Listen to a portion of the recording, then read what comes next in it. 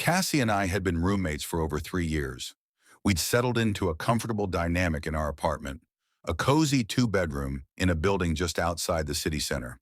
It was affordable, convenient, and close enough to our jobs. For years, we'd coexisted in peace, giving each other space, sharing the occasional meal, and staying out of each other's personal lives. But that all changed the day Cassie sat me down at our small kitchen table with a look on her face that I couldn't quite place. She was glowing. At first, I thought she might be excited about a promotion or some other milestone at work. But as she clasped her hands over her stomach, I felt a jolt of realization before she even spoke. "I'm pregnant," she beamed, her face lighting up in a way I'd never seen before. "Wow, Cassie," I gasped, genuinely happy for her. "That's amazing. Congratulations. You must be so excited." I could tell from the way she held herself that this was something she had wanted for a long time. We talked about our dreams for the future once or twice, and Cassie had always mentioned her desire to be a mother someday. I figured I'd support her in any way I could, even if it meant adjusting to some new routines or helping her out around the apartment more than usual. But what I didn't realize was that Cassie's vision for her new life didn't seem to include me. In the first few weeks after her announcement, everything seemed normal. We had a quiet celebration, and I helped her set up a small registry online for baby essentials. I even offered to help rearrange her room so she could start setting up a small space for the baby. But as time went on, I started noticing little hints of tension in her tone whenever she spoke to me. For instance, one morning while I was making coffee, Cassie came out of her room, crinkling her nose. "Ugh, that smell," she murmured, glancing at my coffee mug with clear distaste. I looked at her in surprise. "I can switch to a different brand if it's bothering you."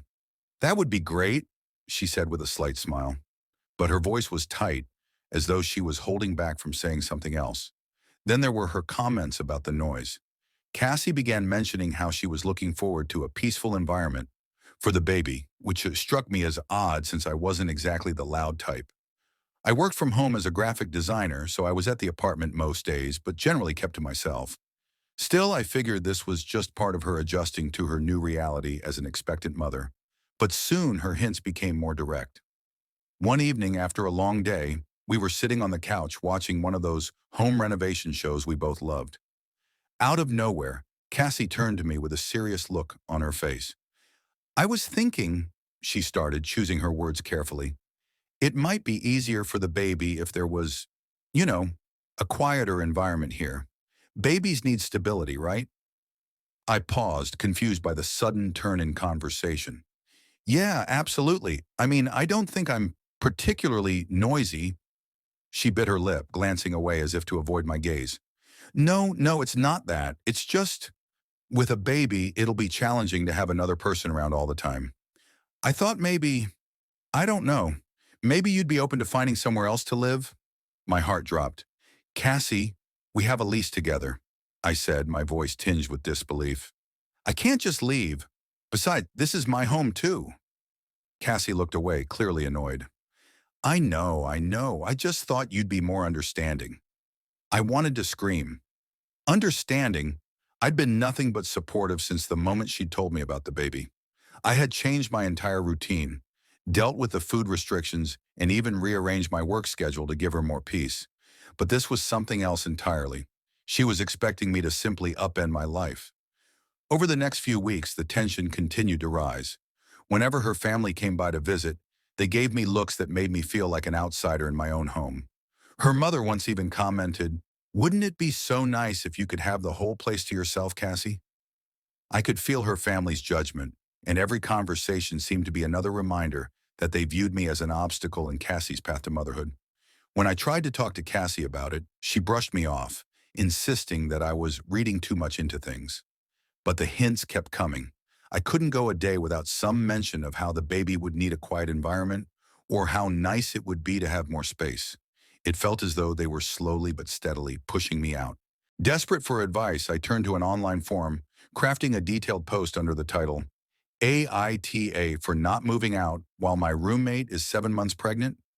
I explained everything: the pregnancy, the lease agreement, and how Cassie had been making me feel uncomfortable in my own home.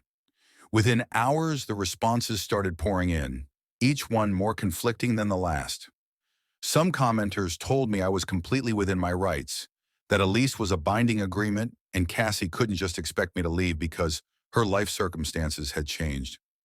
Others were more sympathetic toward Cassie, suggesting that I should consider her situation and try to be more accommodating, even if it meant finding a new place to live. I scrolled through hundreds of comments, feeling my frustration build. Was I really being unreasonable? The breaking point came one evening after Cassie returned from a doctor's appointment. She was clearly stressed, pacing the living room as though she was working herself up for something. Finally, she turned to me, her face set with determination. "Jamie, I need you to move out by the end of next month," she said, crossing her arms. I gaped at her, my chest tightening with a mix of anger and disbelief. "Cassie, we've talked about this. I can't just pick up and leave. I have a lease. I have bills. I can't afford to move out on such short notice." She rolled her eyes, her tone hardening. "If you cared about me at all, you'd find a way. This is my child's future, Jamie. You're being selfish." The accusation hit me like a slap to the face. Selfish? I couldn't believe what I was hearing. I took a deep breath, steadying myself. "Cassie, if you want me to leave, then you need to cover my share of the rent for the rest of the lease. Otherwise, I'm staying." She looked like I just suggested she pay for the moon. "You're really going to make this harder than it needs to be?" Her voice was shaking, her anger barely contained.